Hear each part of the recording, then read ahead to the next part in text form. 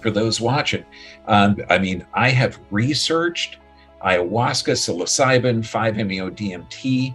These are plant-based medicines. And when I say plant-based medicines, it's not really that.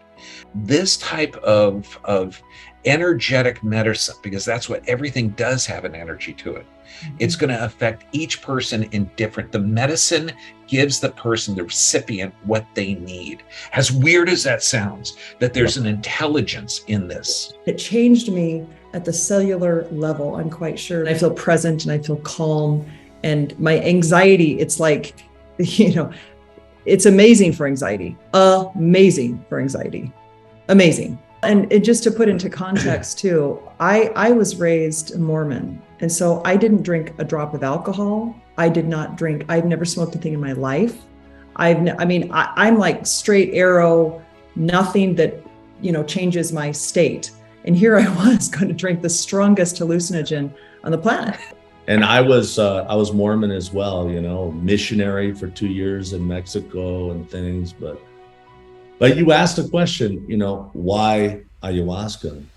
Well, I think for a lot of people, Dr. B, and I think this is probably the underlying purpose of your show, is that people need hope that there is something out there. And, I found that the indigenous peoples, these cultures, these are very wise people. They're very smart, and they have such incredible wisdom concerning man's place in nature and communion with nature. What happens a lot of time with plant-based medicines is it just increases the oxygen carrying capability of the blood. It just means that brain is finally getting the oxygen it needs. In every ceremony that I had with Mother Ayahuasca, the 5 ceremonies, I received the message, bring plant medicine to people. The world needs healing. And synchronistic event after synchronistic event, it was divine destiny that this was to come about. We discovered that you can take the pure vine of ayahuasca, not with chacruna, because the chacruna creates the ceremonial brew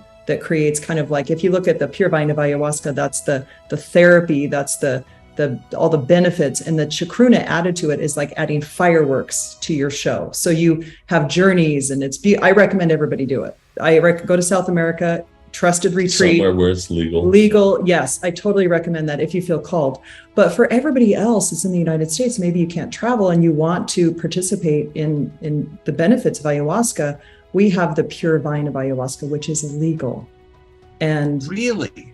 It's legal. Yeah. And that's what we're committed to do with the Awake Healer, is to not only help people in this Western world have these medicines at their fingertips, but to preserve the culture and to bring awareness and to help save the Amazon forest, because it's the heartbeat of the earth.